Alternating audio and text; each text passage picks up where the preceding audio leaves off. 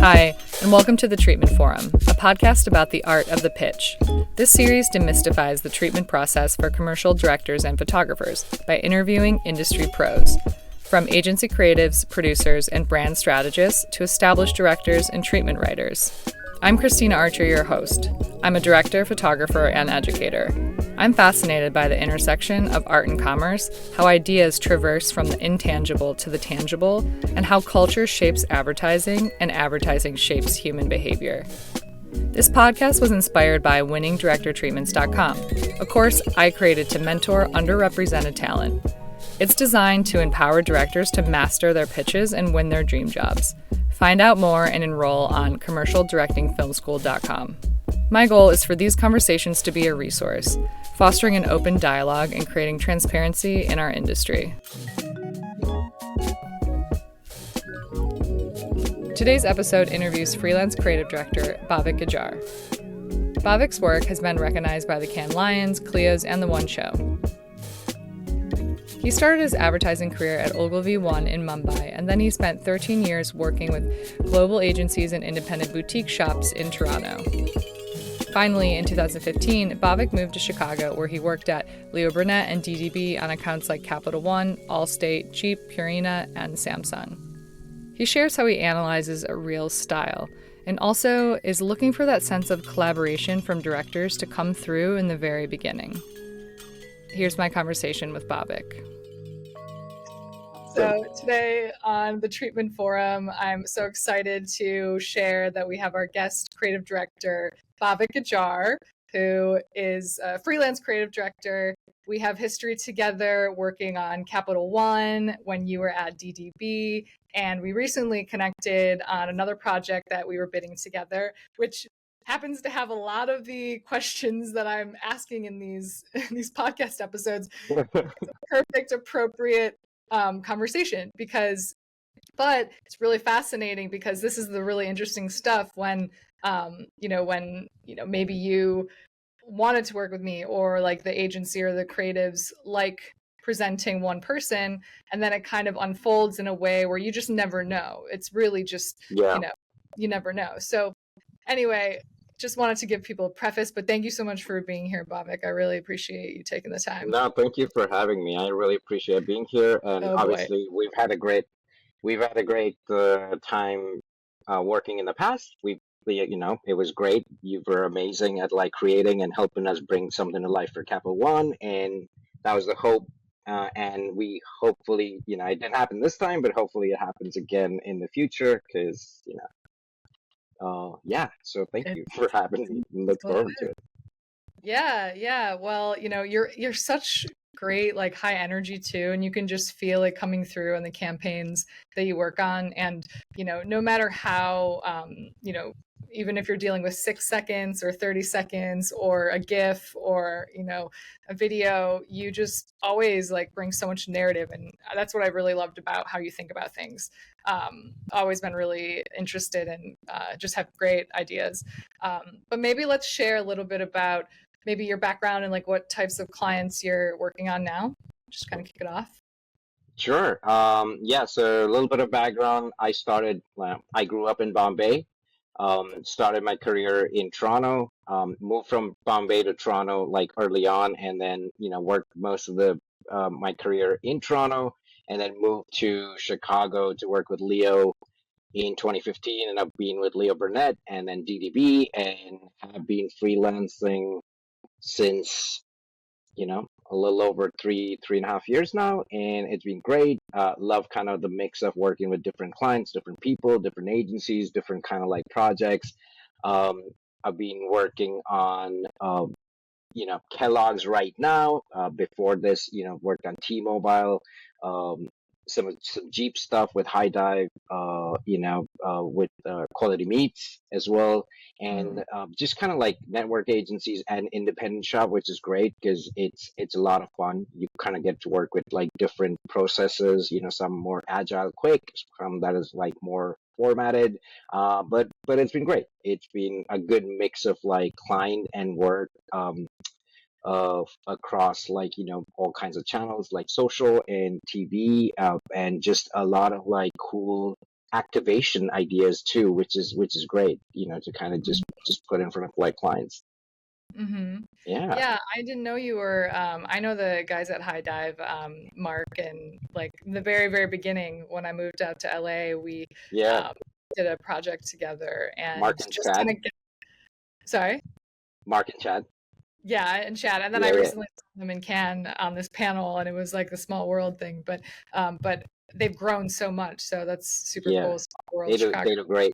Yeah, and they do great work. I think the right approach, the right kind of like um attitude towards like the work that they put out, whether it's like a radio spot or like TV. I think you kind of see that creativity and where they kind of put it, in terms of like the bar that they set. So it's cool. They're good people to work with.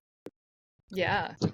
Yeah, Yeah. well, let's maybe go into it's interesting because as a freelance creative director, you sort of maybe insert yourself into projects. Like, I don't know at what point it maybe they bring Mhm. you on because they need more help, or they bring you on to pitch to win business, or you are brought on in the beginning and it's maybe a reoccurring client because you're working with so many different teams. How does that Uh, work? a lot of the times I get pulled in to work on stuff right from the get-go. So like with a lot of pitches that I've been involved in, actually the last 2-3 years have been involved in quite a lot of pitches where they bring us in purely to work on like pitch and come up with like the platform ideas, big like brand ideas, and then campaigns. Um, but even like other than that, it's been when I get pulled in, it's usually on a project from the beginning. So I do get pulled in like super early on when we're briefed, and then it's kind of working through the process of like coming up with the idea and then finally executing it. Very few times have I had to jump in on like processes midway through. Which is not an issue. I mean, that's what freelance is. You kind of do jump in when agencies or clients need extra help. You kind of just jump in, which is also great because you do kind of like come in with like fresh eyes and like look at it slightly differently. Or sometimes if it just needs to be just kind of needs some little extra help on that, you're kind of able to offer that. But a lot of the times it is definitely um, early on in the process, getting briefed and then kind of working from the get-go.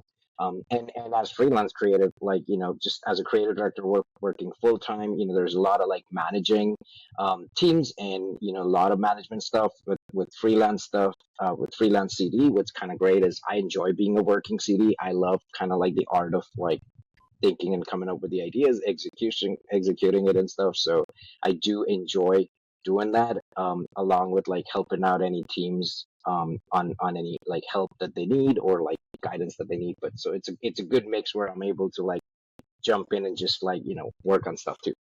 So yeah. Yeah. Okay, no, that's really helpful.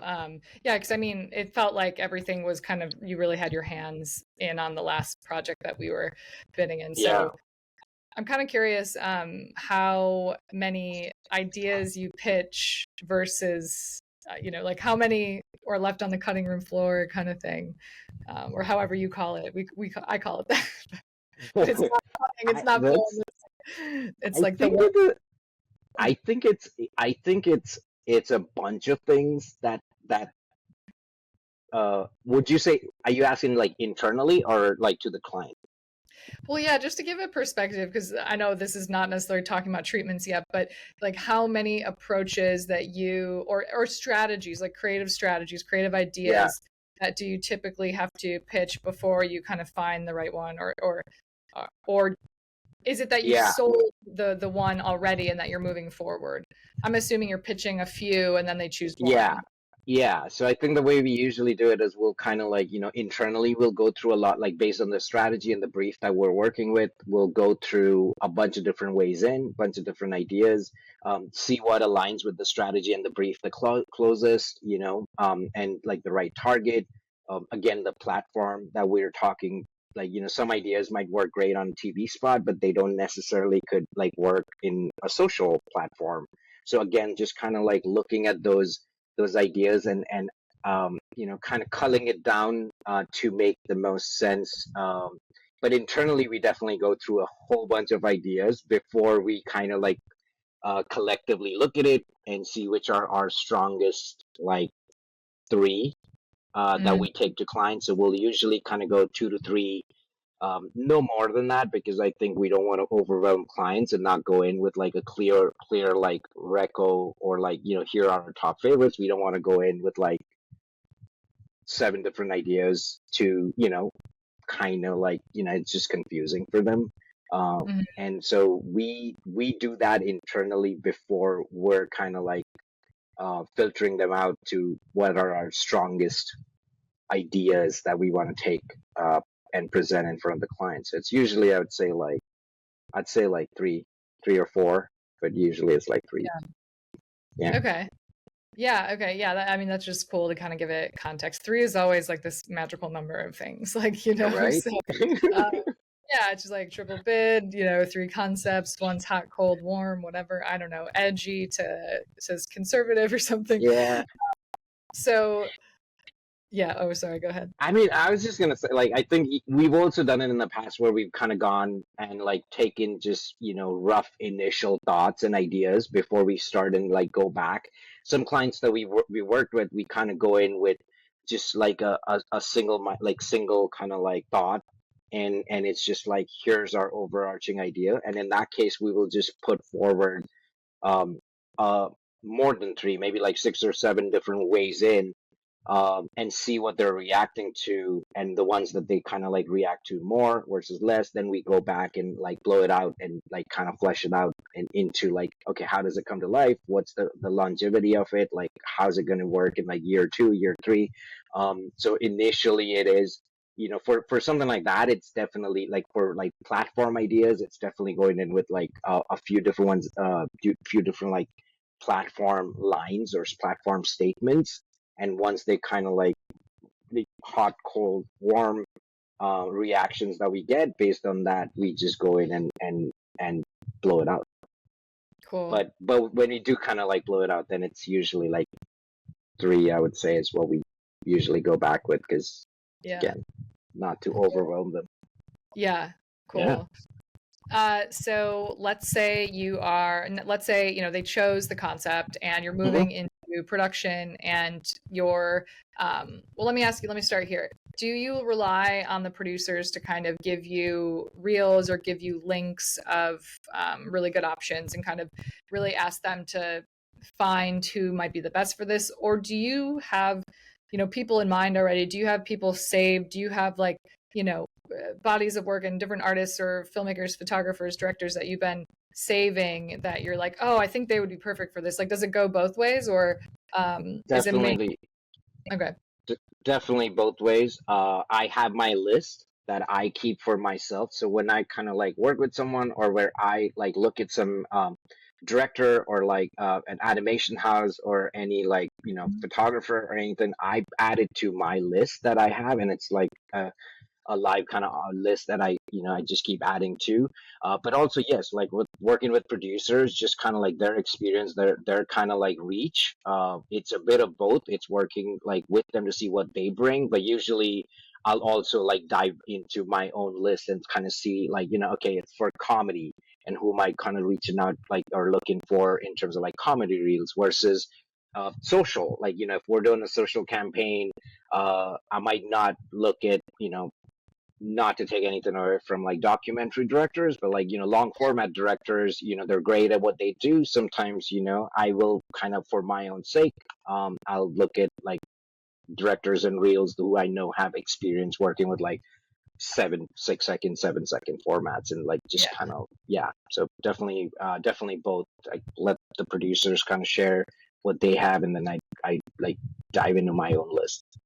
Mm-hmm. Okay, that's really cool to know. Um, do um, do you when you're looking for when you're kind of getting that, like when you decide, or maybe you're still deciding on the three people to triple bid, how are you sort of evaluating that, oh, these are the right people that I feel like would, you know make this, I really want to see their perspective on this? Like, are you looking at their, you know their website? Is it do you have to see the exact thing? Are you considering like, oh, they're going to be really hard to pitch through to the client, even though I love them? Like, are you considering, like, what are you considering when you're kind of going through reels that makes you feel confident that you want to move forward with bidding them or getting them to do a treatment?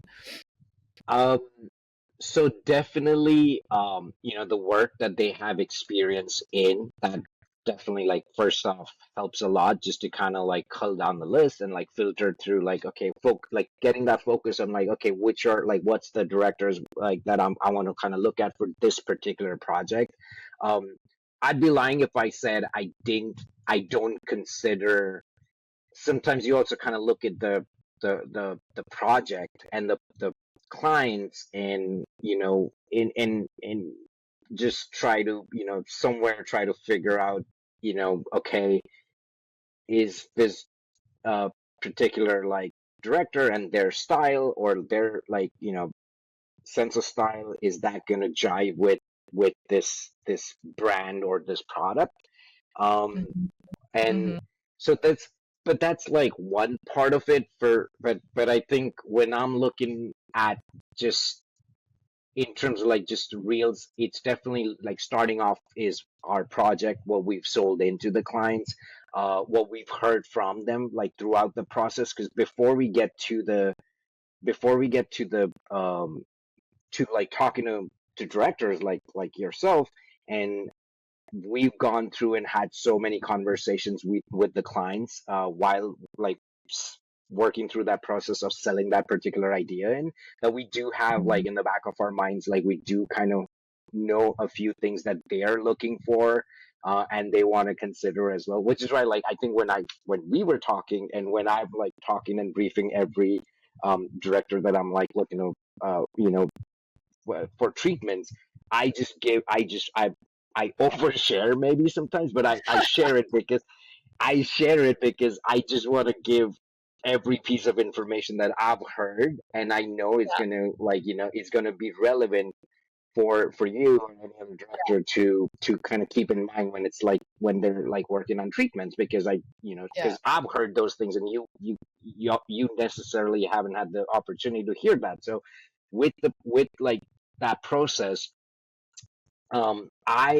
it's definitely like the work that they've done so far. Also, I think the style does kind of matter, and the project that we're doing. So I usually have a good idea in terms of like based on the level of comedy like that we could push versus not push, or like the level of CG that we can kind of like like push in, and like things that we could do, or like how much could we like stylize it, or like um how much of a liberty we'd have with casting, let's say, for the particular project. And I think based on that, I do keep that in mind in terms of like I know certain directors who are like brilliant at what they do. They have a certain kind of style, and it kind of comes across with their casting as well, and what they Mm-hmm. pick. And sometimes I just kind of like, it's great. I would love to do that, but certain projects and certain, you know, brands might not want to push it that far. So I do have to be a little realistic Yeah. at that point, but also what's best, how is the what's best for like this particular project within some of the within the sandbox, I guess, that we're playing in, but also like push it enough so we can kind of take it to that next level. So yeah, I think for me it's keeping that in mind. And also um the biggest thing is, especially these days, is like, yeah, like we're doing a lot of stuff that's much shorter, much quicker. So how do we kind of make sure that we're I'm when I'm looking for like at reels and stuff, I'm kind of always looking at like, okay, I could see them helping us pull this off and bringing the story to life in 12 seconds. Mm-hmm. So yeah. Yeah, no, I mean, that's a great response. It's really thorough. And I mean, I love oversharing. I love having details because the more information Yeah. I have, the better. I mean, it's Yeah. just it's helpful. So that's interesting though, because you mentioned like style is important coming through, but what I'm gleaning is that maybe you're even implying that the style of casting is like as a part of their style, like who they're attracted to or something like that, that actually comes through. And that is something that can kind of be a good thing or a bad thing, depending on like if the client is aligned with, the taste level of like, oh, they're focused on this whatever demo, like they're only Gen Z, they're only working with classics, as they say, like 50 Yeah, plus pharma stuff. Yeah, but so it is interesting because you look at like some I mean, at least for me when I'm looking at like reels, for me it's always like, okay, um the the part of the process apart from like the shot list and like the which I feel like directors like yourself and like others who are like experts in their field, like I do completely trust the directors I'm talking to and I'm working with, in terms of like I know that when it's like making it look good, like shooting like the angles and like kind of covering off like shots to bring that story to life, is they'll be I feel like I have that confidence in the people, like in the directors I'm working with, and I'm like they could pull that off and they'd make it look amazing. But I mhm. think a big part of all like that, I feel we're always involved with as an agency and like clients and a director, is like casting and like wardrobe casting and props, and like these are Yeah. the things I always like look at as well in the reel, because for me it's Mhm. like it makes a those I mean, we do have like directors who were involved, and like directors work with us in post production stage as well. With like when we're working with editors, I've had directors kind of like sit in and like chime in and work with us on some editing. But it's there's to a certain level. But I think the more involvement that I have with directors is the early part of like when we are doing casting, wardrobe, location, and uh, props and styling. So I think to me, like I will definitely like look at those things as well, and keeping in mind, like does it work in align with the project that we're looking to do. Mhm. Yeah, I mean, these are all such like really interesting, kind of more granular details that just I think everyone like listening here is going to find like invaluable, just because even yeah, the way that you kind of see locations, like every part of your reel is sort of being looked at from different angles. And so that's just like really good to remember. Besides just having experience in food or having experience with cars, like just besides that, there's like another deeper level of what are the choices that they're making, which Yeah, I think is really, really, yeah, I do think that, at least for me, when I'm looking at reels, that like plays a huge part. yeah, very cool. So let's move into when you are now doing the creative call briefings with like each Hmm. director. Hmm. Uh, and, I think this is always like a big thing from our side is that, if you're inexperienced, you don't really know like how those flow and maybe you look awkward or whatever. But Hmm. or you're terrible on the phone or you're very charismatic and you know how these flow. Um, Hmm. but it's really just you're just talking about the idea, so it's not that complicated, but a lot of at times I think certain people might well, one, I'm like, is there any tips you would give? But two, well, let's just start there. Like, how do you see the creative call? How do you see a successful sort of like, oh, is it like, oh, they get it, they're adding to the idea, like how does that flow for you that kind of makes you feel confident in that person?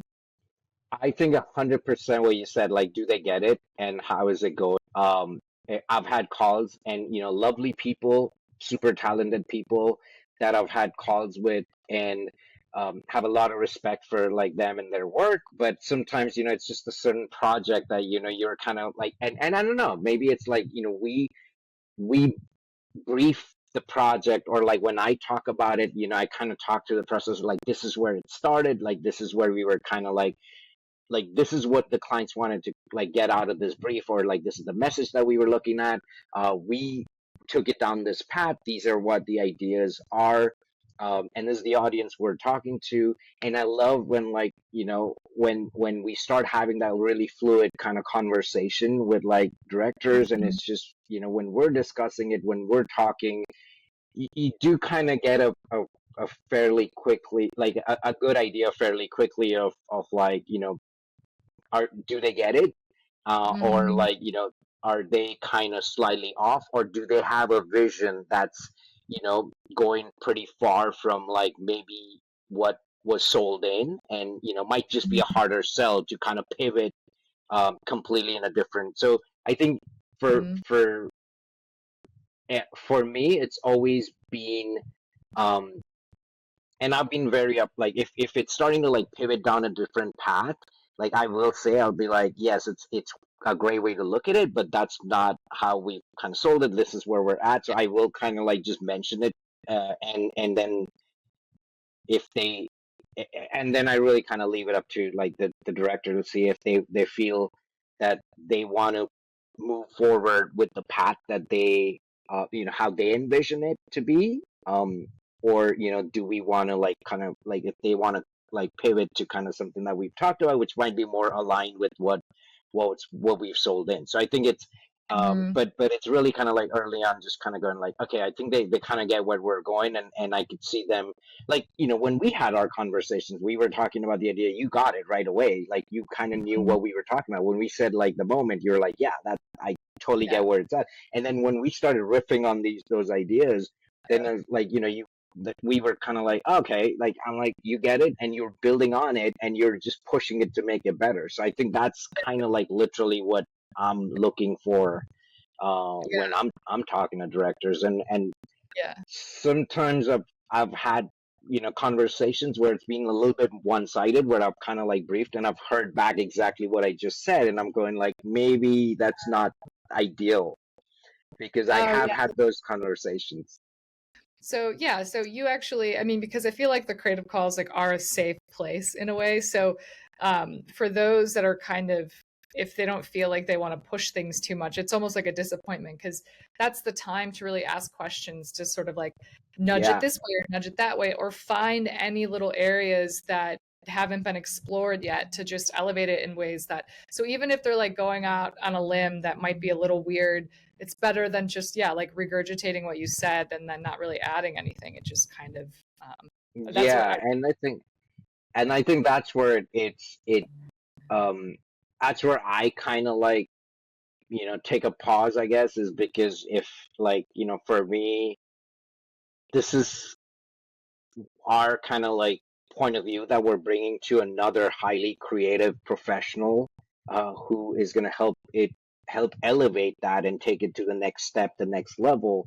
So that conversation, like just working with, a director, and I think it's the same when we kind of work with casting directors. We kind of trust their professional experience and expertise to kind of help us guide to get it in a place where, we're pushing it to constantly like make it better. So I think, with at the initial creative call with the directors, for us it's like, yeah, let's just have a very open, very fluid conversation.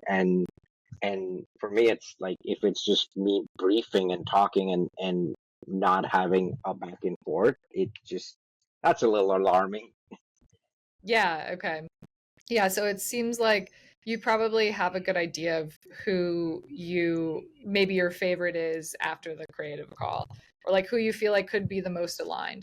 Or do you kind of leave it open ended? You're like, I don't want to, decide now. I mean, obviously, because everyone's still going to do the treatment, um, but you have an idea, sort of.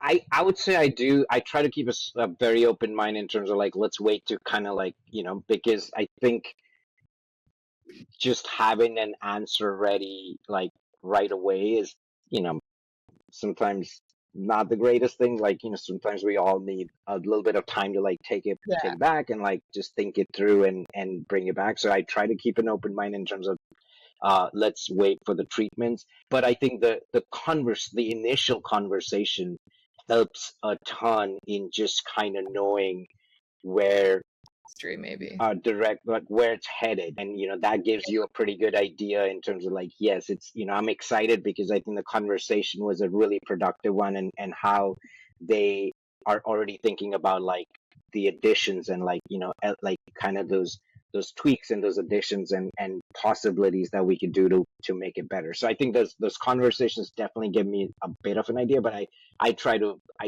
like reserve my judgment and decisions till I see all the treatments. So now if we get into the treatments, what do you feel like? I mean, this is a very open-ended question, and we're going to get into it, but what do Yeah. you feel like makes a winning treatment or a great treatment to you? Like, what are you looking for?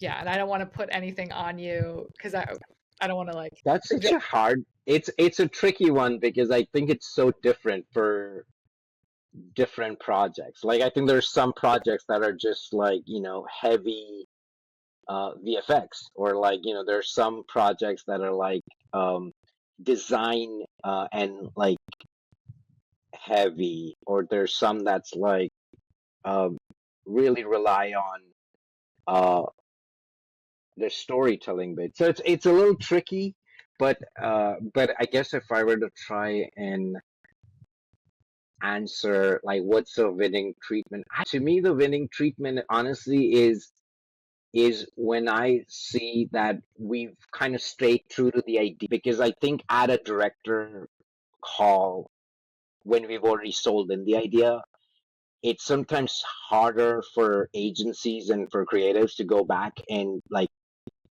throw a surprise to the client saying, "Oh, we're gonna pivot to something completely different." So I think but I think for me, it's like as long as I kind of know that we have the core of the idea that's been sold in, but there's enough in that treatment to elevate it, to push it, whether it's through camera angles, or like with uh style, or like with like kind of like with additional kind of like builds on a script. I think that to me is a winning treatment, where I know that we will be able to we'll be able to bring to life what we've sold in, but also kind of like push it to so it's elevated from like the script that we've sold into what's gonna like come to life once it's shot. But but Mhm. yeah, so I think it's that balance of like, not like, I want to stay true to the idea, but also how do you elevate it? I don't know. It's a tricky one, but I think that's what it is. I also have like in the back of my mind, I kind of like have to think of um so it's God, it's like so many different factors, because I think Yeah. it's What were you gonna say? I know your wheels are spinning. I can see. it is because it's kind of like there's so many things. It's like a big part of it is like what are we shooting? Like if we're shooting a 60 versus like a 9 second 10-second social thing. So I think that plays in my mind. Yeah. As I'm looking at a treatment, because that's the other thing. Like I think for me, I always this is maybe just me, but I always find like if I'm pitching directors or like sharing directors like reels, um, it's hard for me to like pitch a long format and share that, like share a 2 minute video to the client um if we're shooting like a 9 second 10 second, if it's going to be like a social, it's a quick thing, it's like it's a beautiful storytelling, but it's amazing, but like, and if I was doing like a 60-second spot, it would make sense. But when we're doing something that's like such a quick like 15, um it's just it's hard for me to um I totally digress right now, but I'm Yeah. like, I just Yeah. went through like a different.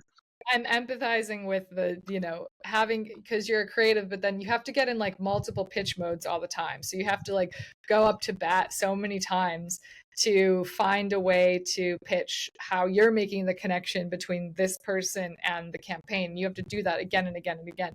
So, the smaller the distance of, the selling the person to it making sense to the client, like, is obviously the most successful or the easiest, because maybe the spot, I mean, in the case of like the spot already exists on the reel, which I like to say, like, I like to remind, at least if I don't really get to talk to clients directly in the pitch process, but I always want to say that, like, well, this spot never existed before, so we're creating something original. So if it's on the reel, don't judge. It's like the catch-22 of like, no, it's not on the reel. Always.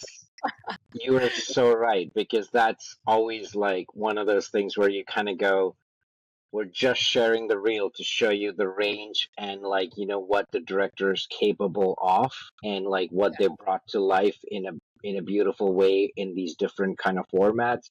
But sometimes it's hard. Sometimes clients just take it a little too literally, which is where it gets like tricky. But you're absolutely right. I think what you were saying is like, that's so true, because it is, as a creative, that's like, I as a creative who wants to keep like the content and what we're creating, and the art of like, bringing it to life at its core. We're also we're working with our creative partners to bring something to life, to make it better. And at the same time, we do have that relationship, and like, with our clients as well, and we're trying to like work as partners. So we're kind of like working as like partners with directors and our clients at the same time. So there's a bit of like, it's like art. It's almost like art and art and science, art and commerce, if you will. Yeah, because you are you gotta give a little bit, and then that's what we kind of know. And but just work again, like, I think that's, sometimes I've had brilliant directors that have had like, have that I would have loved to work with on a particular project, and you just kind of go, because a part of you also thinks of like, I want, whenever we shoot this, I want it to be a good day of shoot. I don't want it to be a negative experience for Of um course. the director. Like, literally, I'm like, I don't want the director to not have a good experience, like, shooting on shoot days, and the client. So you're trying to also balance that, and sometimes you just kind of know, they're brilliant, their vision's awesome. It's just going to be a tougher day on the shoot, with like different priorities, I guess. And sometimes it just, you do have keep that in mind somewhere. Um but you're trying your best to be like, to be you know the right partner with your director and your client at the same time. Yeah. Yeah, I mean, that's very kind of you to be thinking about how we would feel on set, because, obviously I feel like you're thinking about everybody. You're so But, thoughtful. but no, I mean, it's, at the end of the day, you're kind of like looking to get the best out of the people that you're hiring and you're Yeah, bringing on board, because you have, um if you want the end product to be better than where it started, you kind of need people to be as excited about it as you are. And part of it is just kind of like, working with them, like listening to them, like, being open to like hearing and like building on the ideas. And I think it's also just being respectful to, like, the directors and the crew and everyone you're working with, because at the end of the day, you know yeah, it's all gonna come across in, like, the outcome and what you're gonna get. So yeah, yeah.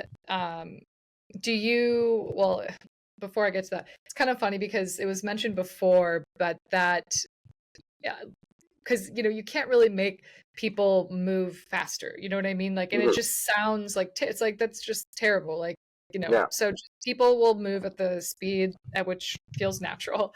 yeah, And, but from a perspective from Video Village, I feel like I need to remember that sometimes it looks like nothing's happening because you're staring at a screen and you guys have no idea, like all the people zipping around. And that's something that I learned recently just by talking to, more creatives, that, popping back in there to like explain what's happening, so that, like, why is it taking so long? And, if they were just look over Video Village, like people are zipping, and I don't know if you have that experience, or you feel that disconnect where there's concern that things aren't moving, but then you see like everything's moving as fast as possible. So I don't have that concern personally. I feel like I trust that, when we have a shot list, like I kind of in my mind when I'm looking at it, and the day of the shoot, you go there, you have a shot list in front of you, collectively as a team, we're gonna cover off on that shot list. So I'm like, okay, if something, and it's unexpected stuff happens all the time. There might be like, I don't know, like, some a Leica fall, like it starts like you have like just a little bit of like a rain or something, whatever, right? Like something could like delay any of those things. And I feel like collectively we all I've been in positions where I'm like, okay, yeah, we figure out like if we've lost a little bit of time over here, how do we balance it out? But at the end of the day, the goal is to kind of make sure that everything that's on that shot list is what we're trying to cover. And if something comes out of like those shots, it's great. I do feel like I personally like don't feel that, because I feel like, yes, everyone's kind of like working to bring things together, and if things are slowed down or if something's like taking a little bit, it's probably most of the times it's because of a really valid reason. So no one's just kind of like sitting in like slacking or like like working slow. It's usually if things do happen to be slow, there's usually always a good valid reason for, and then we just kind of like figure out. But I do kind of feel that when and again, I think I've said this to like a lot of my directors, I always sounds like our clients are like so sick of hearing us talk about it all the time, that when directors join in the process, like, because you got to understand, right? Like we've been talking to them since we got briefed. So when we got briefed and you work through ideas, you present a whole bunch of ideas, you go back round 2, round 3, round 4. Now, once the idea is approved, you are now like shooting. So by this point, they've heard from us so many times that I think I always tell directors that like when you guys like join us on that journey at that point, it's actually refreshing for them to hear from a fresh kind of like voice, of a fresh perspective. And sometimes when I could literally say something in the Video Village, and the director could come and say the exact same thing, and it goes over like totally different. That's and not always, but I'm like, sometimes, like, again, I feel like they've been hearing us a lot. So when a new voice, a new person, and a new kind of like uh, perspective like comes in and like has something to say, I feel like it's refreshing and it's good. So I'm like, yeah, like come in, just I could say this is why it's delayed and this is what the next shot is and this is what's happening, and I would get no reaction. But if a director just walked up and said, here's what we're setting up for, this is what we're trying to shoot, and they'd be like, oh, okay, cool, that's awesome, and they love it. So okay, that's the secret sauce, like, because a lot of times going back and forth, depending on how far away Video Village is, so I just got into the weeds, because like my DPs are like, where are you? My first AD's like, where are you? We need you. But I think my goal now is to be like, I need to just be more present in Video Village, because I like to. I want to, like, I would rather hang out there if I could, like be farther from the chaos and just be able to talk through more ideas. But yeah, no, that's a good reminder to just. I'm totally going off topic right now too. No. But I do agree with you that there's definitely pros and cons, because it also goes back to if you have to keep going, like if you're like doing these Yeah. drop-ins in Video Village, that's just holding you and taking you away Hopefully not from like, holding up the entire production. Yeah. you're It right. shouldn't, And it Yeah. shouldn't, and also I think it's only, I always say like it's only when it's absolutely needed. I never tell I'm like, I'm there to support like and work with my directors so we can get a good shoot day and cover everything that we want. So unless Mhm. it's absolutely needed or unless you have time to just swing by and like and if something just needs uh and something just if something needs like a director to explain it because of like its technicality, then I feel it makes sense for Yeah. them to come. But yeah, it's definitely a double-edged sword because you don't want to be coming all the time because then you're not like you're maybe part of too many discussions you don't want to be like, and you shouldn't be because Right, I think right. it's our job, and that's Yeah. like part of that is like our job to kind of like work with them and talk with them through it. But like Yeah. sometimes it does, sometimes it helps. Yeah, yeah. Yeah, no, good to know. Okay, back to treatments. Yes. I was wondering, do you have a preference on length? Like, have you seen them evolve to getting very long, but do you like them really long? Do you not have any opinion because you just want it to be as long as it needs to be? I will, I think for the internal creative call, and I'll be honest, like I don't have a preference because I feel like this is the director's show. Like they want to explain in the best possible way that they can. So um I don't have a preference how long like directors want to keep it. But I will tell you that when we take it and present it to the clients, we do cull it down. Call it down. Yeah. Yeah, and we do kind of cull it down to like the overall, here's the vision of what this like what the directors like wanted to bring forward, and how do they plan they see bringing this particular spot or this campaign to life. We Mhm. talk about like important like we bring in slides of like the overall the casting slide because it's super important, the location slides, and just like lighting and things like that. We bring those to life. I mean, we bring those.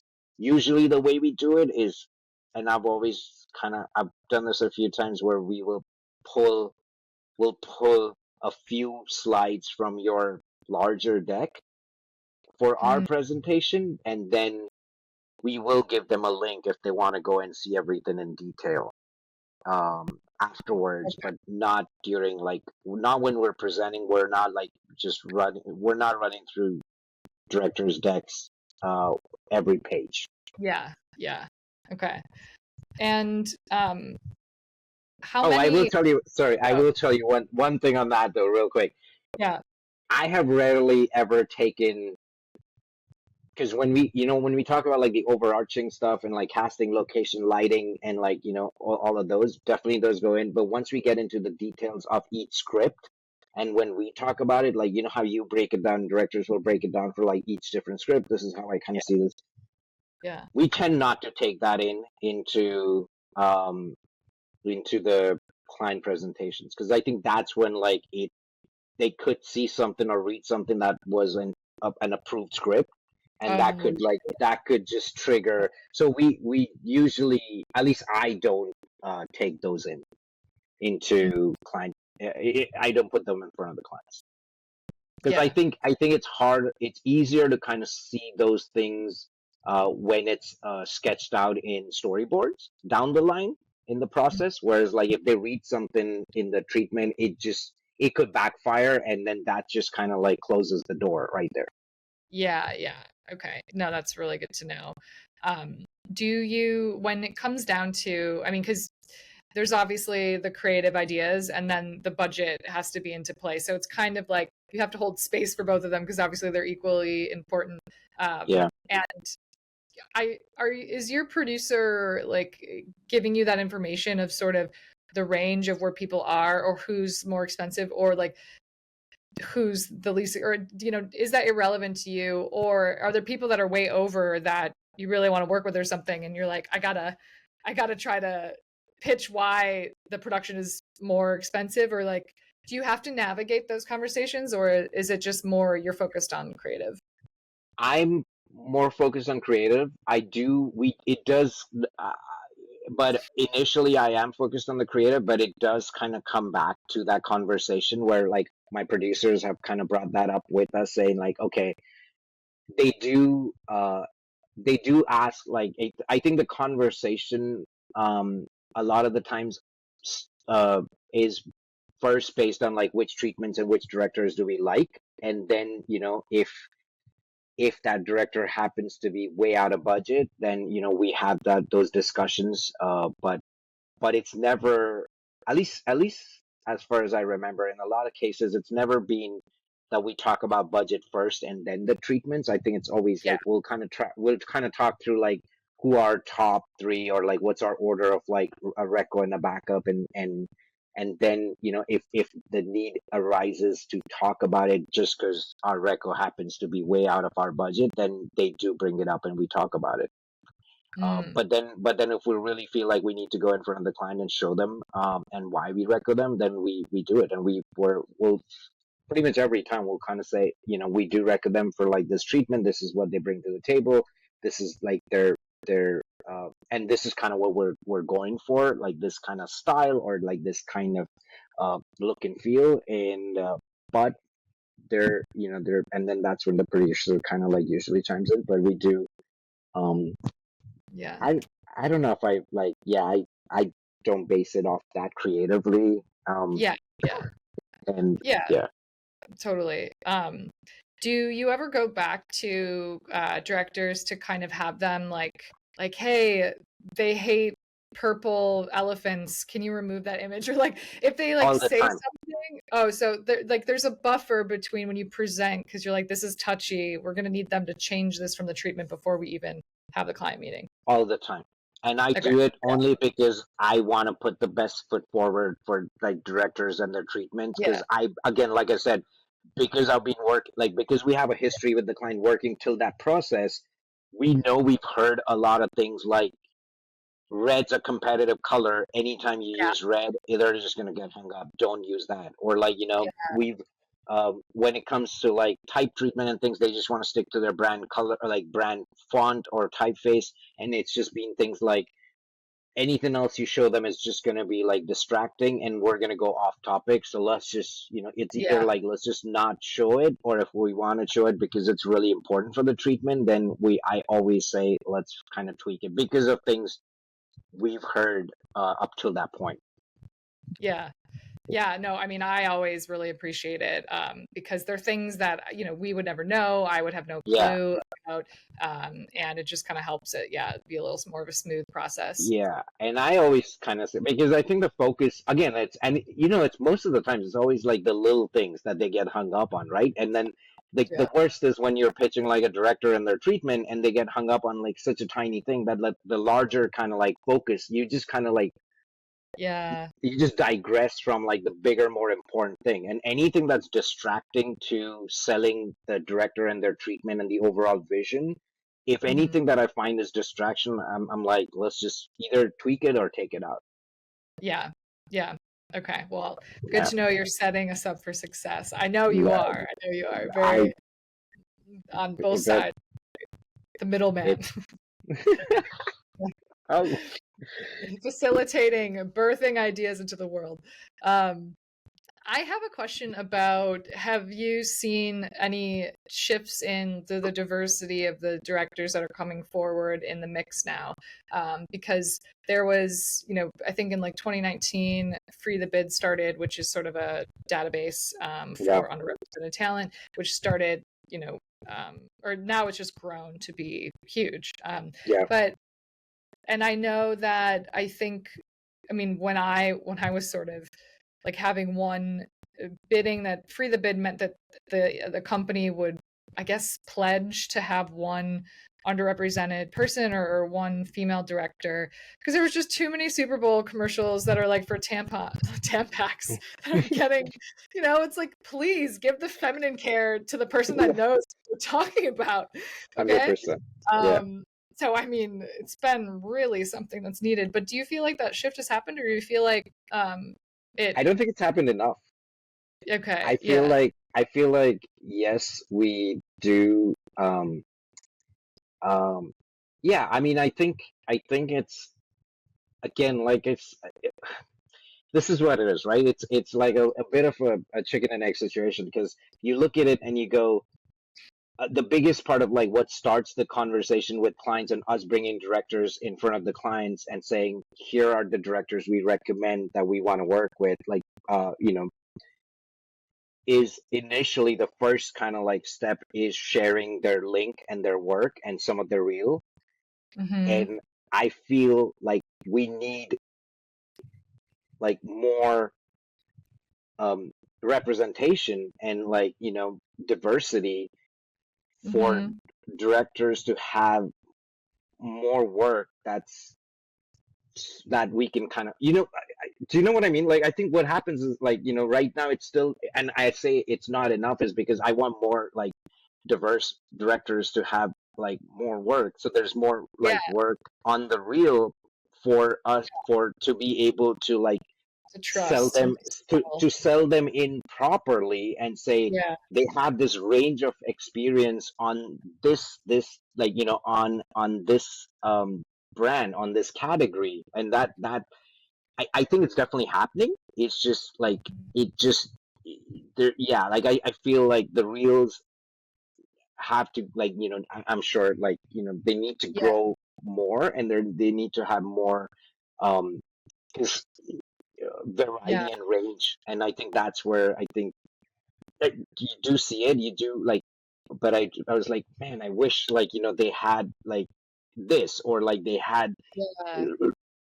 um It's a this circle. experience, or like this particular, like, you know, like like category experience or something that I could see. And I think that range will only come when there's more work like that's out there, that they're like, you know, that female directors are able to like get and shoot. Because I think, yeah, like, Um, yeah, I think there has been some interesting movements that now I'm like blanking because there were so many, and and one I remember was that you would like have a mentor, like you would have you oh it's a double the line, that was what it's called. hmm, You would, I mean, essentially, if the because this was actually coming from, and I hope this is still the case when agencies, or I mean, when clients were asking for more diversity, so they were willing hmm. to pay to double the line, meaning like double the line items, so that the key roles had basically two roles, but you're mentoring one person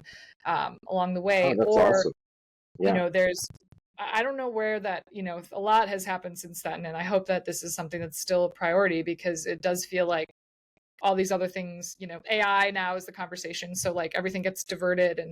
But Yeah. I do think that, and then having like co-directors, like I know some production companies that, it seems like they would combine somebody that maybe doesn't have automotive experience because they just need to get that on the reel because it's nearly Yeah. probably impossible for you to kind of break through like the chicken and the egg thing because you don't have anything on the reel and it's just, yeah, you're kind of stuck.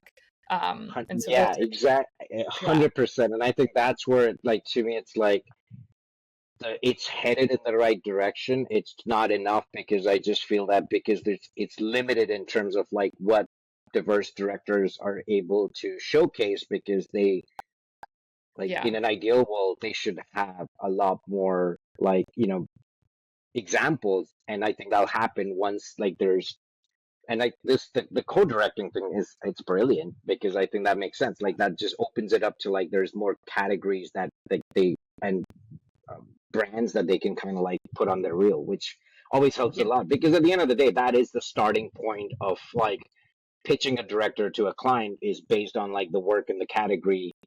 yeah, um it's like that's where it starts, and then you kind of get into like treatments and conversations and stuff like that. And yeah, yeah, 100%.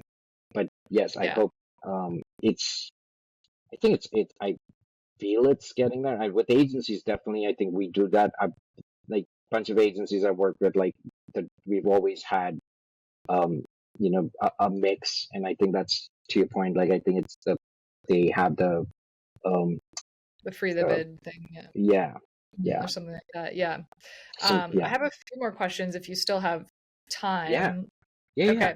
because I was just thinking of more, like for instance, do you, I'm sure you work with like big and small production companies, like of Hmm. range, Yeah. right? Do you, and this is, I feel like I'm setting it up for your answer, but I don't want to, because I truly want to know, um, for example, a freelance director that maybe had to partner with a production company that you do trust is making the triple bid, and then a big production company, they're creating treatments.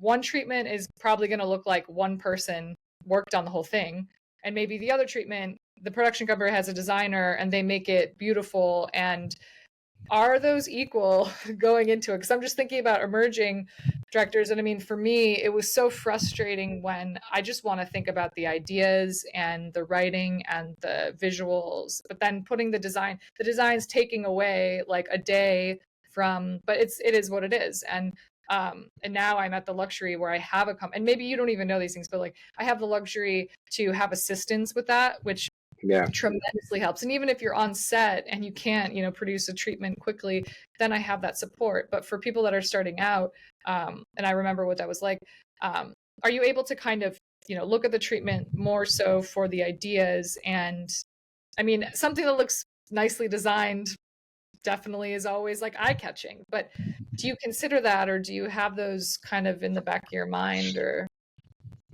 does it ever come up? I don't Um, know. it's not that it doesn't come up because we're at the end of the day we're looking to shoot something that's so visual. Yeah. So I mean the thing is that you could explain uh the type of casting that you're like thinking of, or you would have photos or like reference images that helps a ton, right? Like, Yeah. or you could talk about a particular treat.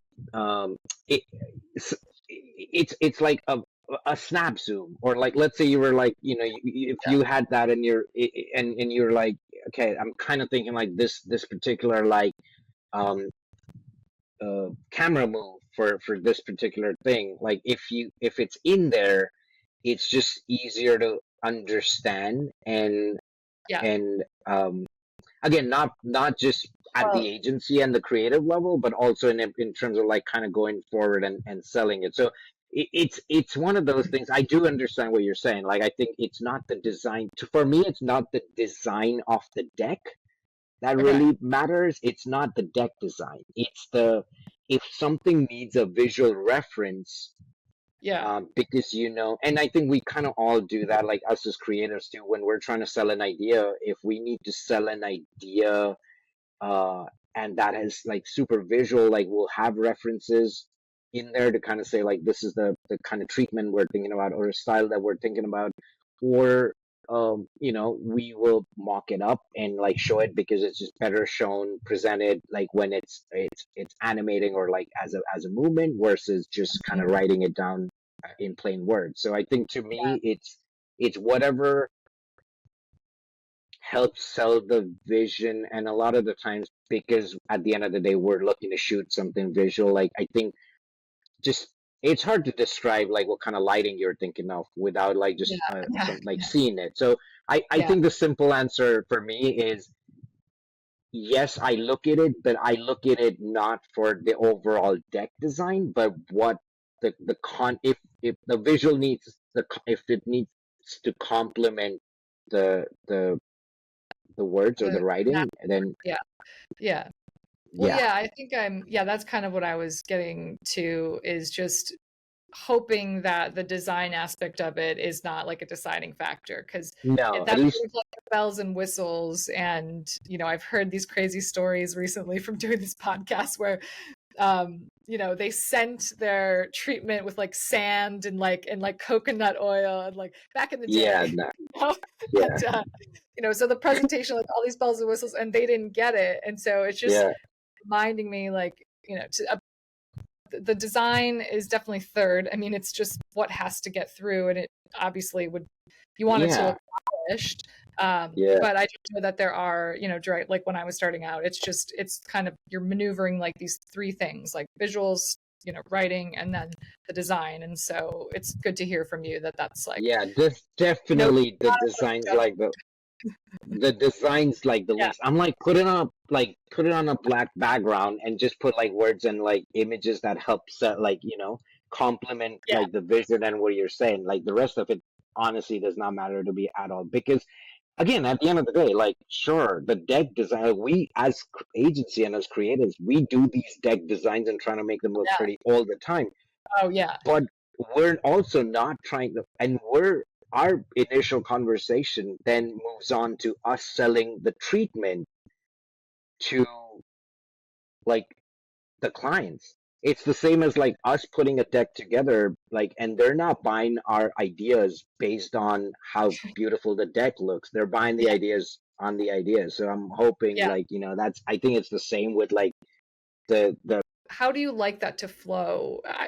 Do you like it to be a conversation? It's basically another opportunity for the director to kind of share their ideas that might not be explained. It might be hard to just hear it on paper and what resonated. But yeah, if there's advice that you have for how to handle those calls. Like the calls that we have, because I think Yeah, like when we had when we were doing our call, because I honestly I kind of think like for me it's always been when I try to pitch an idea to a director, because I'm going to that particular director because I respect their work, I respect what they like, I trust that what they're going to bring to the table and in terms of like their vision is going to add to making something that we're trying to sell better. So when I try to do my pitch, I'm literally pitching the same way I would pitch the idea to the client because I want the director to get excited about it. Because if the director is yeah, excited about it, they're going to want to make it better. They're going to want to push it. yeah, So when I, for me at least personally, like when I hear that, like I think to your point, like making it conversational, making it yeah, like just yeah, like it's not just reading out of like the thing, but just kind of like chatting through this stuff. And I think that's where, to be honest, like I think a little bit of what you were saying with the earlier question in terms of like visuals. I think what we were saying, like visuals that help, you don't need a paragraph to say something, that like one visual or one kind of gif or like a scene could explain the thing. That yeah, helps as well, just to break it up so it's not like just long paragraphs and words that we're kind of yeah, like reading. So I think yeah, that helps, but also just conversational to me, and just it just kind of, for me it's like I'm always like, yeah, I'm like, I sense that excitement from a director, and I was like, yeah, I think they're excited about it. Like I think they're excited about this idea as much as we are, so we're collectively going to try to like push it. So I think that's where I think of it as just getting a sense from like the conversation and the body language, if if the director is like excited to make it, mm-hmm.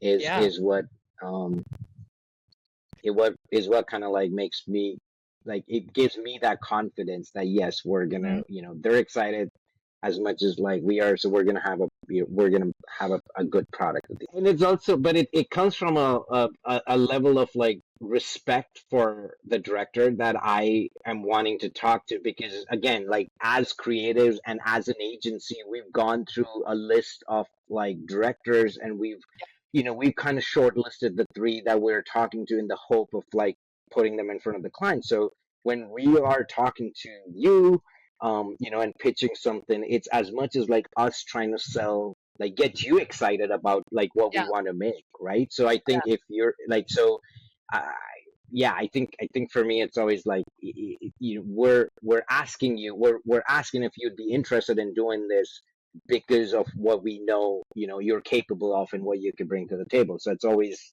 yeah. and it's that mutual kind of like understanding and respect and excitement to kind of making it happen is where I get more excited about. So Yeah, yeah, the collaboration aspect of it, absolutely. 100%.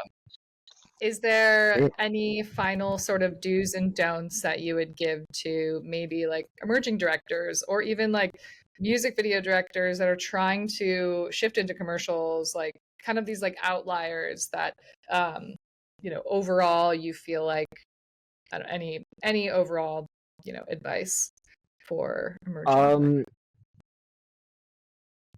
I'll I guess my one, and it's not an advice, and I think like everyone has their passion projects and side projects that people work on. That's how you kind of build your reel. That's how you kind of like look at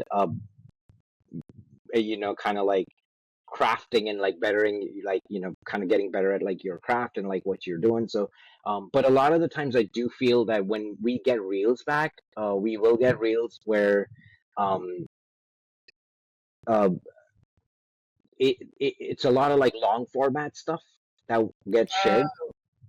And Mhm. I think just trying to be mindful of like if the project, like I think because it's one of the things I think as like creatives, as an agent and as an agency, that just puts a little pause when we're like looking at someone we haven't met and new directors, is if the project is a 15-second, but if I'm seeing like a like just longs, and not to take anything, like it's No, beautiful, and yeah. most of the time it's Mm, just understanding what the ask is, and if they can share examples that are closely aligned to what the project is, I think it just helps.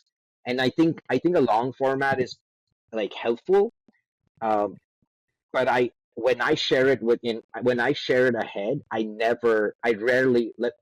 rarely share the long format stuff that's been yeah. from the reel that's been shared with me, because when I'm sharing it with the client, I want to help them understand that this director is capable of doing what we're wanting to do, and it's closely like, so the examples I use are closely aligned to what the project is. And Mm, I think one of the things for I would say is, as a do, it would be nice to kind of share examples if they have, which are slightly closer to the project that they're bidding for, hmm would Yeah. be helpful. Actually, I mean, I'm sorry, but you've just opened up a whole can of words for. Can I ask you another question? Yeah. Um, do you, because that's such great feedback in the fact that I mean, it sounds like no short films on the reel, obviously. No, If no, no. Sorry, I don't mean to say it. Like, I think short films do help, like to a certain point, but I think at least I rarely take it and for like share it ahead to the clients. But Mhm. I sorry, go. Well, and what about sort of like spec commercials? Like they shot something that is I not love real. that. Really? I love that. Oh So yeah, you'd I mean, I rather think as a see like a 30-second spec commercial than a short film. It sounds like just showing exactly what the client is looking for. I think the spec commercial, what that does is really shows a young director's kind of eye for, again, casting, like Mhm. styling, um, just kind of like prepping and framing the room, the lighting, Mhm. and the like just how they're thinking in terms of like editing and pace, like just the pacing of the spot, right? Like I think just like it shows a lot more to me. Um, with a spec 30-second commercial, then like I think a lot of the times in like short films are like natural light. Narrative, yeah. It's like you're kind of like you're using what's out there. Like it's usually like unscripted. It's usually like it's not like you're not casting for a particular role as such, and things like that. But I think when you look at a spec, I think for me, I get more excited about it because I'm like, oh shit, like you went through that process of like casting, and you felt that this is the right kind of cast for this particular script or this particular idea. So I think that, to me, that Mm. definitely um feels like a lot more exciting